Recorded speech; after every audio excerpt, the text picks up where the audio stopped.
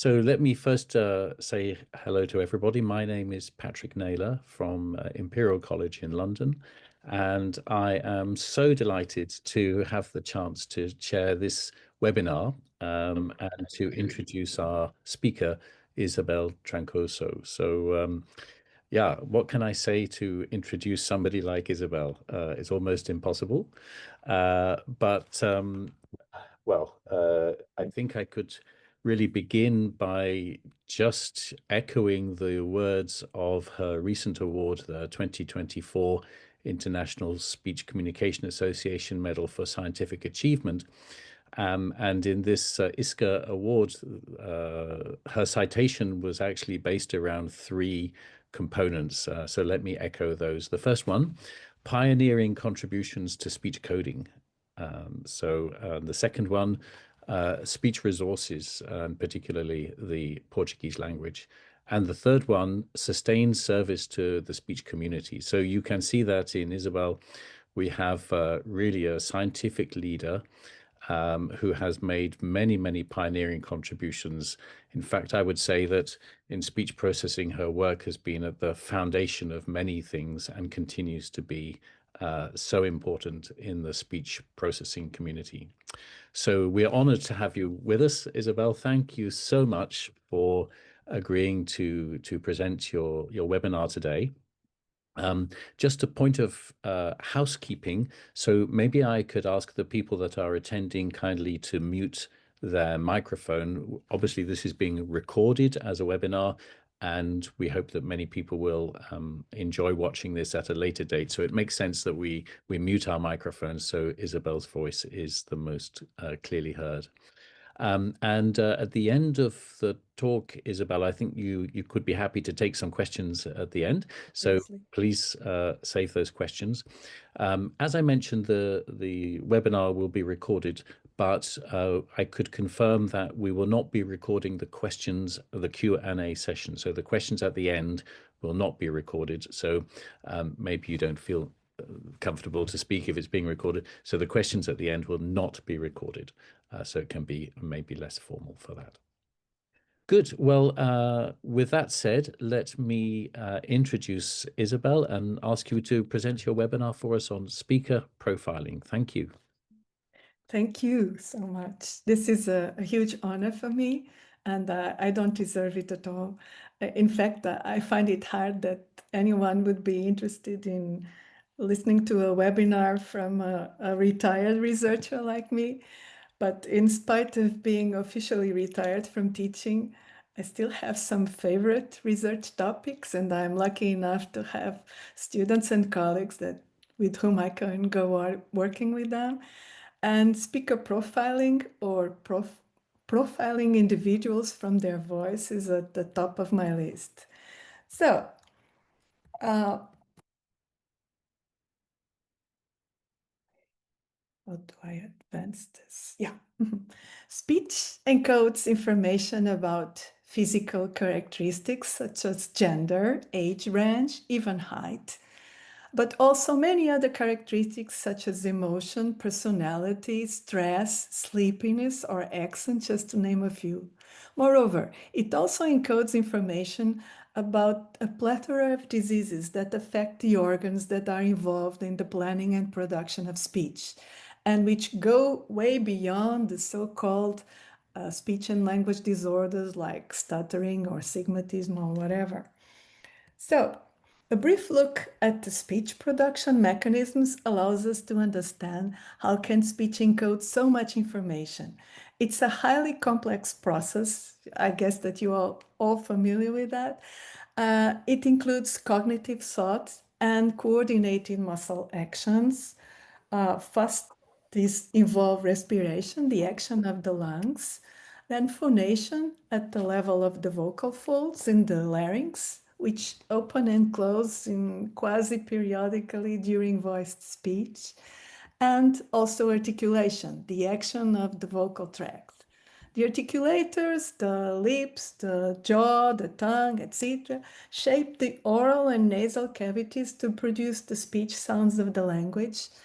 It's as if the vocal tract acts as a filter with resonances that we call formants to impose different spectral shapes for each sound. So it's no wonder that any health problem affecting an organ involved in either the cognitive planning or the coordinated motor actions will be also reflected on speech. So, on the other hand, the fact that speech encodes all this information, all this health information on par with all the rest that I've mentioned, means that speech can also be viewed as personal identifiable information, or PII, thus entailing privacy issues, and most individuals that access remote servers using speech are not even aware of these issues. Moreover, the encoding of this information is mostly done nowadays via speaker representations or embeddings, which are applied to a multitude of tasks. So the need for privacy in remote speech processing becomes overarching. So these two different perspectives of what we can call speaker profiling are the topic of my talk today. The talk covers relatively recent work in my group on profiling speakers, emphasizing both the potential of speech as a health biomarker and the privacy issues it entails.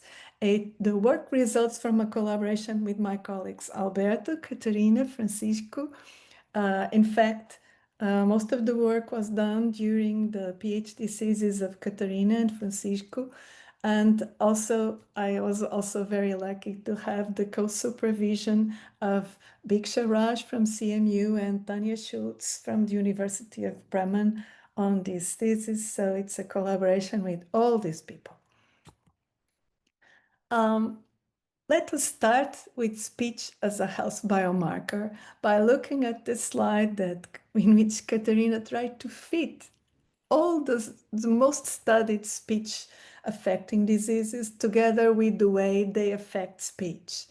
Examples here, as you can see, are depression, dementia, Parkinson's, COVID, obstructive sleep apnea. Several symptoms, such as jitter, for instance, increased jitter, we'll get to that in a moment, are common across multiple diseases, which points to address them using some sort of holistic perspective. A second reason for adopting this holistic perspective is that often these speech affecting diseases are risk factors for each other, increasing the probability of co-occurrence, as illustrated in this diagram for several of them. But using speech as a biomarker for disease detection is challenging, even for a single disease. A major challenge is data scarcity. Most of the available data sets have been collected in clinical facilities, not always in the best recording conditions, are typically too small, will lack longitudinal studies. Efforts to collect data using crowdsourced efforts are also very commendable, but they have limitations. We also tried something different. In one of the PhD theses in our group, we tried to investigate if retrieving health-related info from speech could be done in the wild using video blogs or vlogs of people claiming that they suffer from one of these diseases. She achieved indeed very interesting results. This work using speech and facial images that she started also highlighted for us the potential of combining speech with other invasive or non-invasive modalities. We did work on combining speech with visual speech, the movement of the lips, with electromyography. That was also a very interesting collaboration on silent speech paralinguistics with the groups of Tanya and also Björn Schuler. And like many other groups during the pandemic, we also addressed the combination of speech with other body sounds, such as respiratory sounds, snoring, coughing. This last work was particularly interesting when trying to find out why the classifier considered some samples as COVID positive. We did find that the classifier had been trained with recordings of different bandwidths. And as it so happens that all the narrow bandwidths, the 4 kilohertz bandwidth recordings were positive. So guess what the classifier started by learning? Of course, to classify bandwidths. Um, this overfitting problem, which is very common with small data sets, particularly in this domain, was a major motivation for pursuing explainability in AI systems, particularly for the health domain. So in the last part of Katarina's PhD thesis, this was the major guideline. These are the most recent publications that I'll briefly mention here, starting with how to characterize the speech of healthy individuals. This characterization was made using reference intervals. Just like in biochemistry, they describe the typical values of certain parameters for a reference population. Usually between the percentiles of 2.5 and 97.5%. We started this work by doing some pre-processing, of course, and then feature extraction, outlier removal, and then we partitioned the reference population. We started by partitioning by gender. Of course, this makes a lot of sense for speech, given the different physical characteristics of male, female, and children. Unfortunately, there wasn't enough data in this database to partition also by age range, but we also partitioned by speech task. What do I mean by speech tasks? Well, speech data collections for disease detection and monitoring typically involve multiple tasks. For instance, to adequately measure deviations in periodicity, either in terms of duration from period to period, that's what we call the jitter, or in terms of amplitude, that's what we call the shimmer. It's much better to do this using recordings of sustained vowels, typically R or E. On the other hand, to take into account the way that cognitive impairment may affect speech, it makes much more sense to use spontaneous speech rather than read speech, for instance. And we usually do by eliciting spontaneous speech on a given topic, for instance, by asking subjects to describe a picture, and this cookie theft picture that I am showing here is obviously the most famous one, probably a little bit gender biased, but it's quite used. Here is the chosen list of features that we used. It's subdivided into 4 categories. These are related to linguistic content, to vocal tract. They are typically related to the resonances or formants of the vocal tract, related to rhythm, like speech rate and so forth, and related to voice quality. These are the jitter and shimmer and all the ones that I mentioned. I have no time to go over feature correlation analysis, which led to a reduced feature set. So I'll go straight to illustrate the radar plots that we obtained using the original feature set. The reference intervals are shown in these 4 plots as a shaded greenish area. For 2 tasks. On the left, we have the task of sustained vowels, and on the right, we have a task of picture description.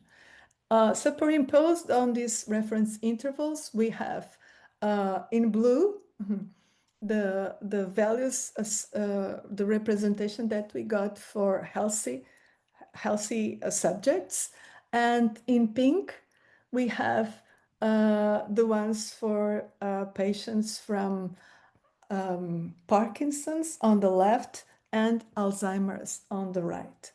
And when visually inspecting these plots, for instance, representing the Parkinson's patients, it's clear that they deviate from the reference population much more than controls. For instance, in some axes, if you have had put here the names instead of the numbers of the features, you would be able to see that these are the jitter, the shimmer, the noise, harmonic to noise ratio, etc. So we can visually inspect these, but we can also use the reference intervals for the way that controls and patients deviate from these reference intervals to directly for disease detection. Katerina did that by fitting the deviations to several classifiers. Of course, the data sets that we had were not very large, so we had to choose classifiers suited to the dimension of the data sets. And of particular interest were the results that she obtained with neural additive models, or NAMs. NAMs are basically linear combinations of neural networks, each attending to a single feature, but they are trained jointly using backpropagation. And although the classification performance that she obtained with NAMs falls short below other works, the transparency of this approach is very interesting. Particularly, the shape functions showed here in blue. The shape functions learned by NAMs. Here they are shown for Alzheimer's patients. They correspond exactly to the decision process instead of being posteriori explanations. The foremost contributing feature for this Alzheimer's disease turned out to be speech rate, and it's known that low speech rate is in fact associated with a higher risk of AD. Idea density also came among the top three, also shows an interesting shape function. So this line of research, in spite of not getting the best classification results, is surely interesting. A totally different approach explored the potential of large language models as annotators of high-level characteristics in speech transcriptions. We think that they may be relevant for detecting Alzheimer. Katerina called these low-dimensional interpretable features as macro descriptors. Examples are coherence, lexical diversity, sentence lengths, word finding difficulties, whereas the first three are known to decrease with advancing cognitive decline. The latter, word finding difficulties, are obviously expected to increase. Her idea was to use these macro descriptors to train a binary classifier. Her experiments compare the extraction of these features, let's call them, these macro descriptors, using both open and closed source LLMs. In this case, they were Mixtral, GPT 3.5. This was done a while ago. She extracted them using comparing both manual and automatic transcriptions with 5 different ASR models. Some had a lower word error rate, like Whisper, but turned out to clean up all the disfluency, or most of the disfluencies, and we think that they could be also indicative of word finding difficulties. So we can never get the best of both worlds. Other ASR systems failed to output a transcription for a number of files. But anyway, we did it. She also compared several prompting strategies for the LLMs. She compared the direct prediction of Alzheimer's with prediction using the queries for the macro descriptors.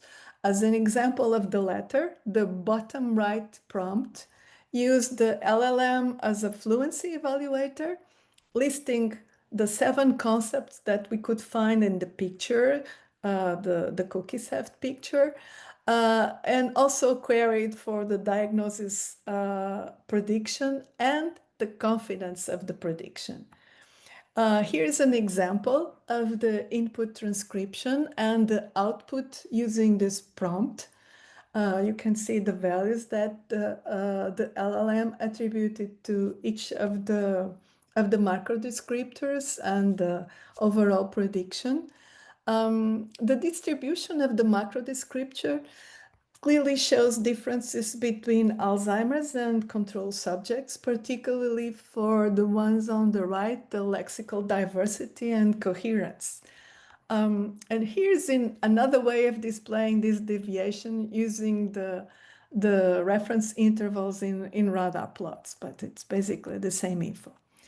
Using these macro descriptors as input to several classifiers, the results show that even though LLMs are not trained for this task, they can achieve up to 81% accuracy.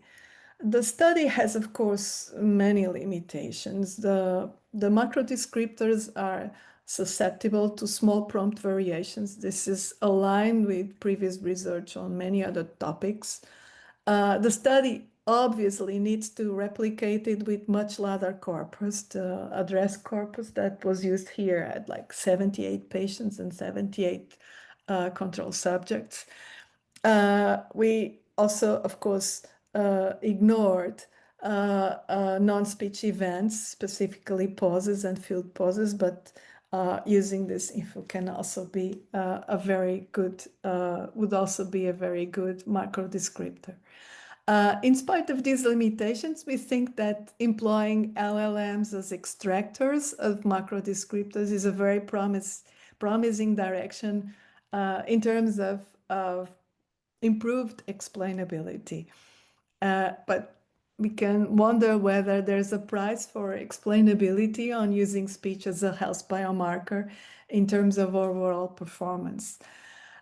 Looking at the literature, we are tempted to say yes, as it's full of results for disease detection that are very promising, such as, 97% sensitivity for Alzheimer's, 19 up to 99% accuracy for Parkinson.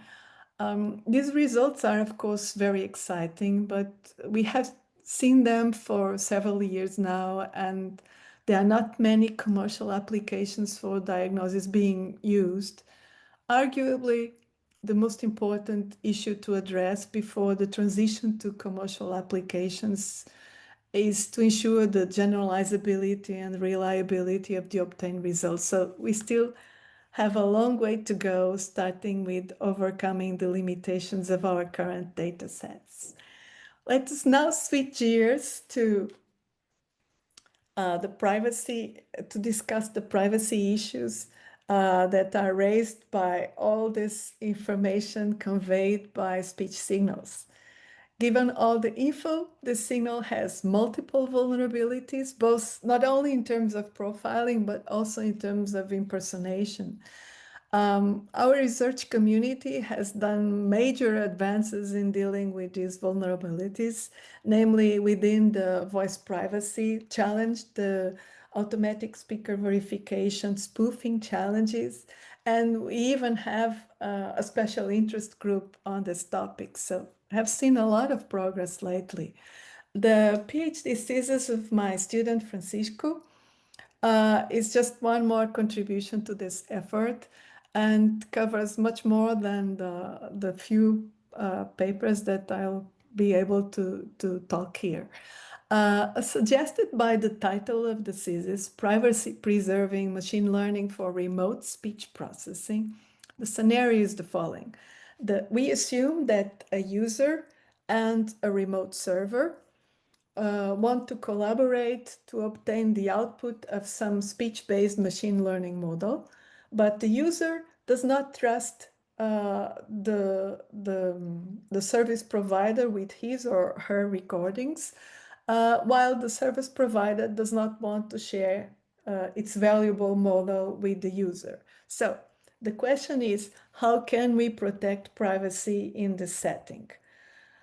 Privacy methods for remote speech processing can mostly be divided into three overarching categories: cryptographic techniques on one hand, privacy-oriented manipulation, and this other class which I called others, which there is an increasing amount of research effort, for instance, in terms of differential privacy and federated learning.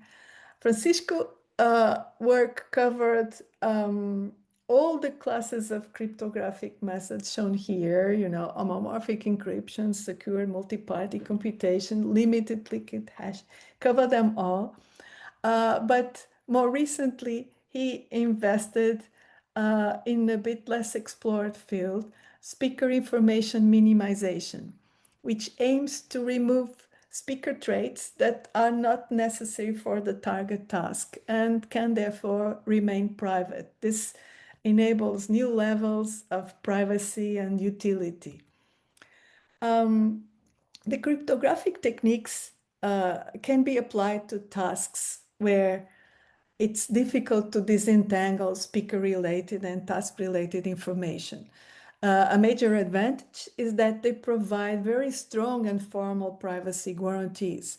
A major disadvantage, of course, is in terms of computational and communication costs. Francisco applied all the crypto techniques shown here to implement privacy-preserving versions of increasingly complex tasks. He started with an SVM to make it more complex for crypto techniques with a radio basis function kernel. And this SVM was applied to disease detection, so related to the previous talk. And found out that the encrypted SVM, although having similar results, producing similar results, turned out to be 2,000 times slower. He moved on to a more complex task, the extraction of speaker embeddings. This type of speaker representation is typically taken from one of the penultimate layers of a neural network trained for speaker ID. The encrypted extractor only proved to be computational feasible if at least a trusted third party is involved beyond the user and the server. Otherwise, it would require over 2 hours. We showed how the extractor could be used in a speaker verification setting, and it provided very good results, just like the unencrypted one. And we also applied it to automatic speaker diarization, a much more complex pipeline. Of course, we had to also rely on a trusted third party. From the point of view of task performance, the privacy-preserving versions in all these experiments worked as well or nearly as well as their non-private counterparts, but complexity was a major issue. These complexity issues motivated the change, the switching gears to explore privacy-oriented manipulation approaches, specifically the speaker information minimization. These approaches typically rely on machine learning algorithms. They do not provide formal privacy guarantees, hence they need to be evaluated empirically. But they have very low computational costs compared to the cryptographic techniques, and they can be performed directly on the user's device without the service provider's intervention or even without its knowledge. Francisco tried to minimize the speaker information contained in speaker embeddings by manipulating two attributes, biological sex and age.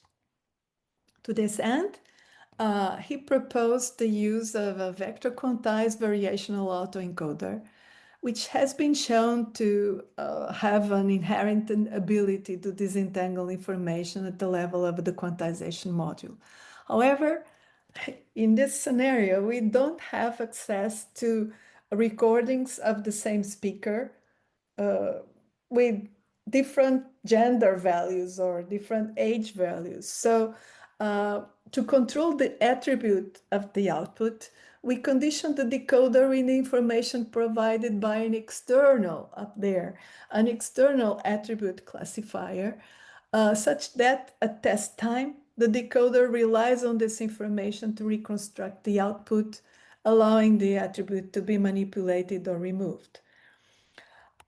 Still, even though the model by itself could potentially disentangle some of the attribute information, it's not explicitly trained to do so. So to promote this disentanglement, we also used an adversarial classifier shown here at the bottom, and a mutual information loss that's expected to help the model learn to remove information instead of simply readjusting information in the latent space, which would make it possibly recoverable using retrained classifiers.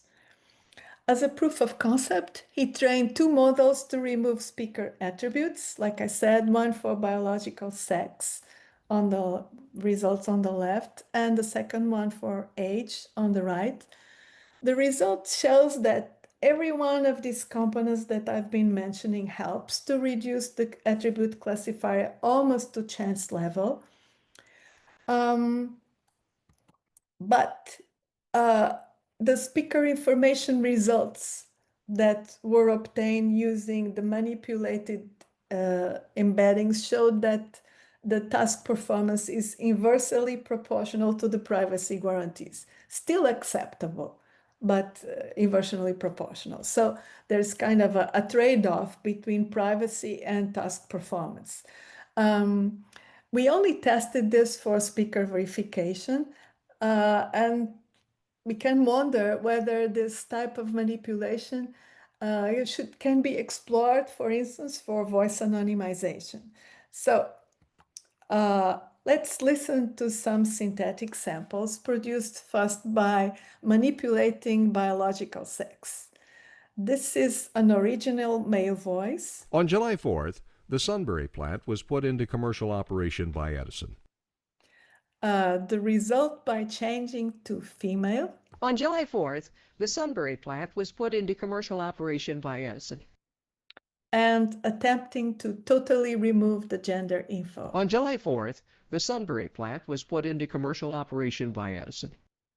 Instead of showing you the female example, to save time, let's listen to the same voice you've been listening to during this webinar, my voice, but now in an effort to make me sound like a male. Sorry, it's in Portuguese. Ninguém ficou eufórico porque se corre o risco destas medidas serem pontuais. That's my male version. And here, a genderless one. Ninguém ficou eufórico porque se corre o risco destas medidas serem pontuais. Let the results for age manipulation suffered a bit from the fact that we didn't have large amounts of data for the smaller and higher age ranges. We mostly have adult data. I'll show you just a few to save time.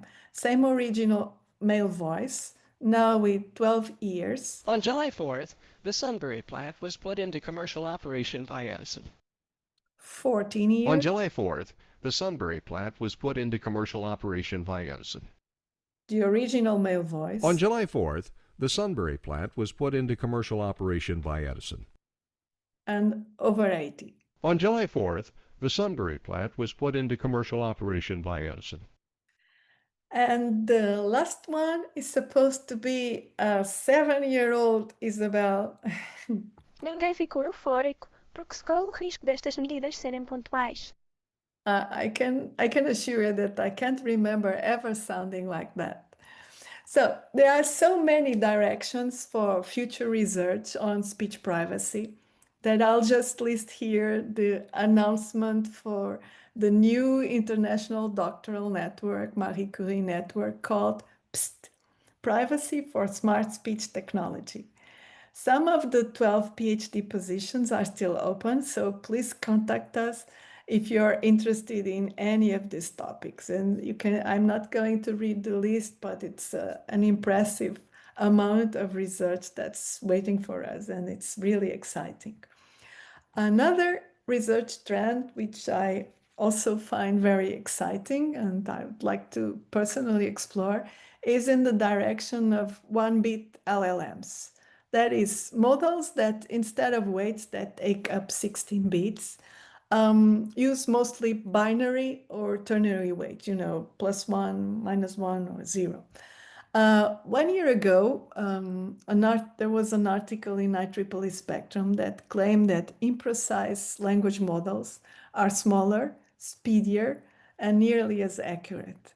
The article started by discussing two types of approach: post-training quantization and quantization-aware training, with the first one being a bit more popular so far, and also reported 3 different efforts to binarize llama models of different sizes. All achieve impressive results in terms of sustainability. 94% less GPU energy in one case, 10% of the memory in the others. Very impressive. But they also made very good progress in terms of recovering the perplexity values of the unquantized version.